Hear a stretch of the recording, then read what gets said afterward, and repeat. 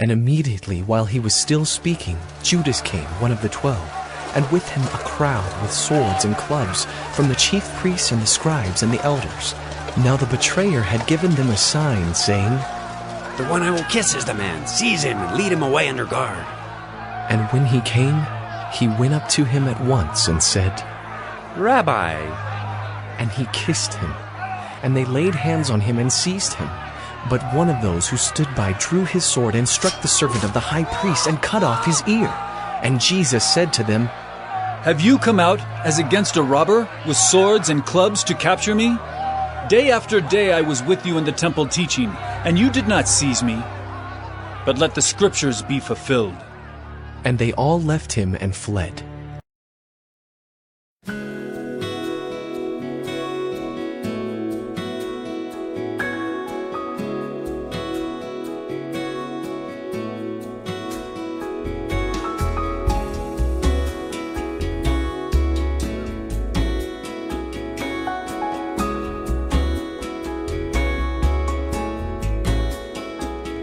How deep the Father's love for us, how vast beyond all measure, that He should give His only Son to make a wretch His treasure.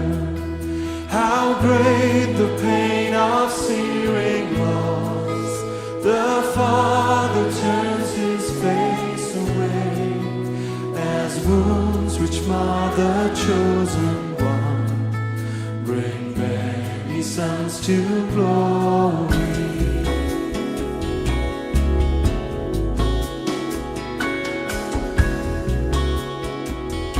Behold the man upon the cross. Behold the man upon a cross, my sin upon His shoulders. Ashamed I hear my mocking voice call out among the scoffers. It was my sin that held Him there until it was accomplished. His dying breath has brought me life. I know that it is finished.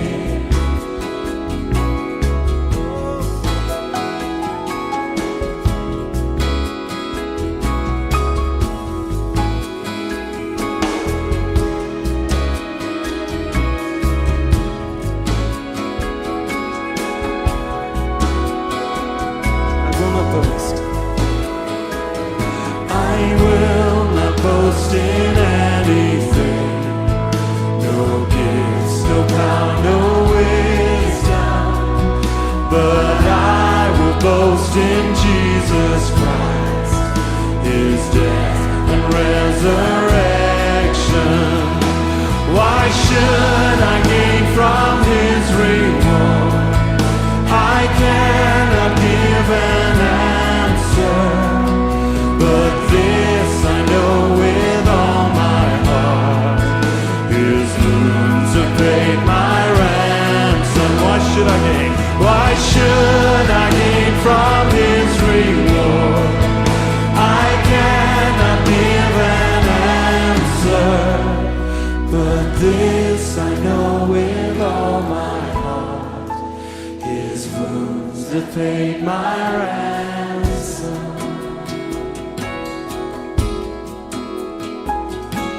Your wounds have paid my ransom.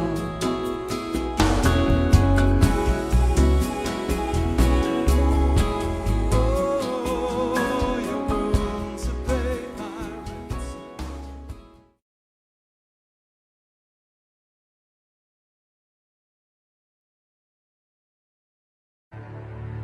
And they led Jesus to the high priest, and all the chief priests and the elders and the scribes came together. And Peter had followed him at a distance right into the courtyard of the high priest, and he was sitting with the guards and warming himself at the fire. Now the chief priests and the whole council were seeking testimony against Jesus to put him to death, but they found none. For many bore false witness against him, but their testimony did not agree. And some stood up and bore false witness against him, saying, We heard him say, I will destroy this temple that is made with hands, and in 3 days I will build another, not made with hands. Yet even about this their testimony did not agree. And the high priest stood up in the midst and asked Jesus, Have you no answer to make? What is it that these men testify against you? But he remained silent and made no answer. Again the high priest asked him, Are you the Christ, the Son of the Blessed? And Jesus said, I am. And you will see the Son of Man seated at the right hand of power, and coming with the clouds of heaven. And the high priest tore his garments and said, What further witnesses do we need? You have heard his blasphemy. What is your decision? And they all condemned him as deserving death. And some began to spit on him and to cover his face and to strike him, saying to him, Prophesy! And the guards received him with blows.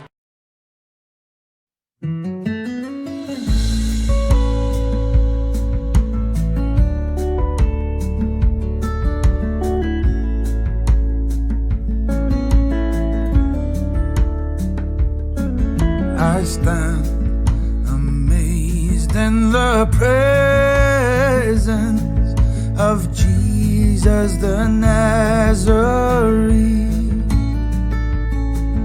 and wonder how he could love me, a sinner condemned unclean.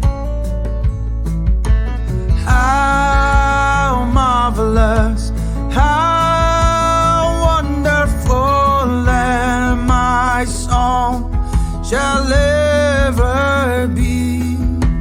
How marvelous, how wonderful is my Savior's love for me.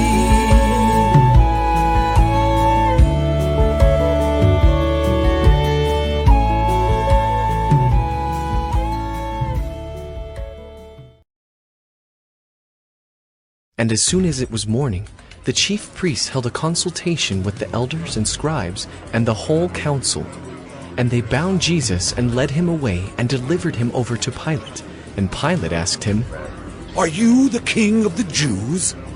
And he answered him, You have said so. And the chief priests accused him of many things. And Pilate again asked him, Have you no answer to make? See how many charges they bring against you. But Jesus made no further answer, so that Pilate was amazed.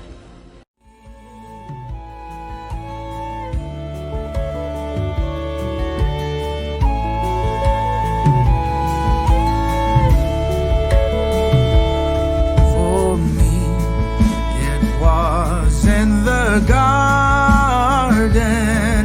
He prayed not my will, but thine. Had no tears for his own griefs, but sweat drops of blood for mine.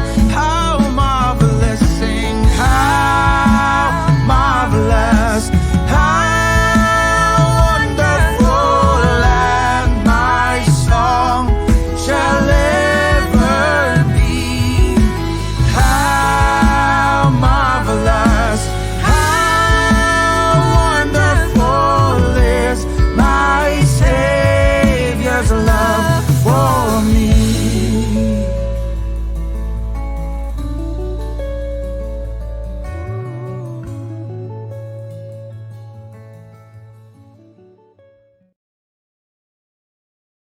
Now at the feast he used to release for them one prisoner for whom they asked. And among the rebels in prison who had committed murder in the insurrection, there was a man called Barabbas. And the crowd came up and began to ask Pilate to do as he usually did for them. And he answered them, saying, Do you want me to release for you the king of the Jews? For he perceived that it was out of envy that the chief priests had delivered him up. But the chief priests stirred up the crowd to have him release for them Barabbas instead. And Pilate again said to them, Then what shall I do with the man you call the king of the Jews?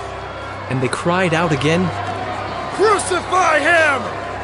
and Pilate said to them, Why? What evil has he done? but they shouted all the more. Crucify him! So Pilate, wishing to satisfy the crowd, released for them Barabbas, and having scourged Jesus, he delivered him to be crucified.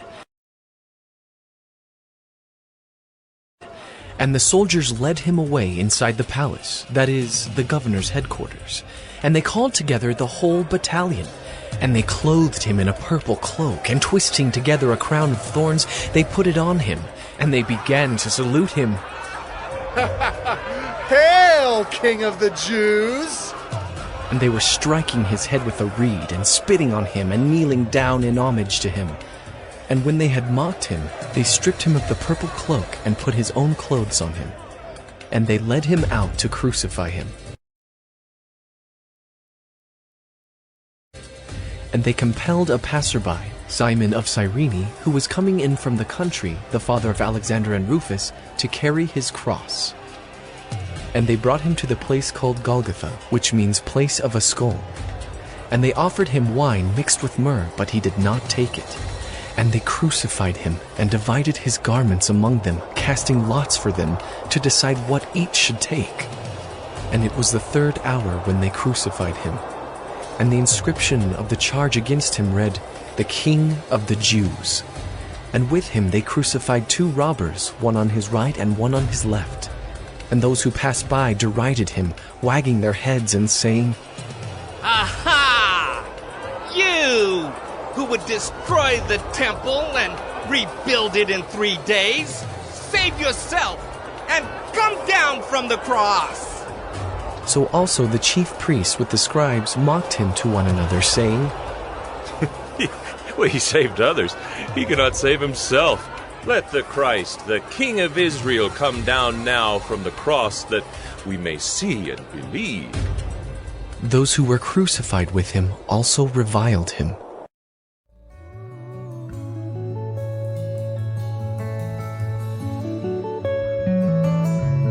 He took my sins and my sorrows and made them his very own. He bore the burden to Calvary and suffered and died alone. Sing how marvelous, how wonderful, and my song shall ever be. How marvelous, how wonderful is my Savior's love for me.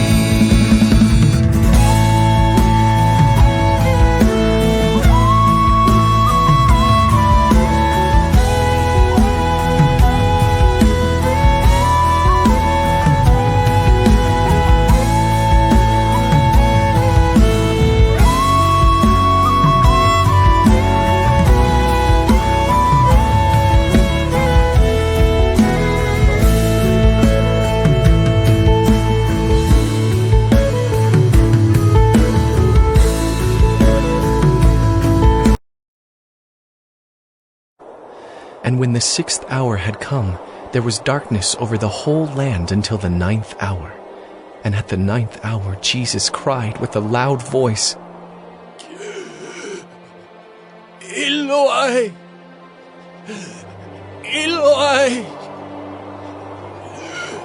Lama sabachthani. which means,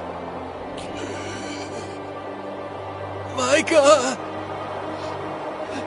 My God! Why have you forsaken me?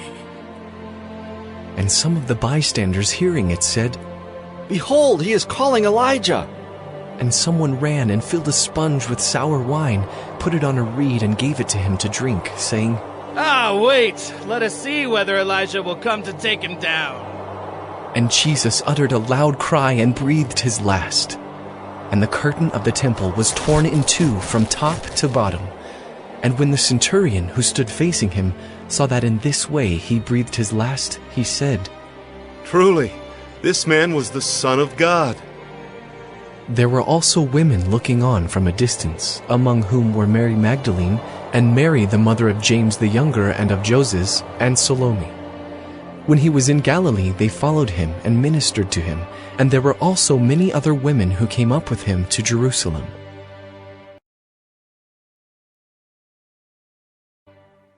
And when evening had come, since it was the day of preparation, that is, the day before the Sabbath, Joseph of Arimathea, a respected member of the council, who was also himself looking for the kingdom of God, took courage and went to Pilate and asked for the body of Jesus. Pilate was surprised to hear that he should have already died, and summoning the centurion, he asked him whether he was already dead. And when he learned from the centurion that he was dead, he granted the corpse to Joseph. And Joseph bought a linen shroud, and taking him down, wrapped him in the linen shroud and laid him in a tomb that had been cut out of the rock. And he rolled a stone against the entrance of the tomb. Mary Magdalene and Mary the mother of Joses saw where he was laid.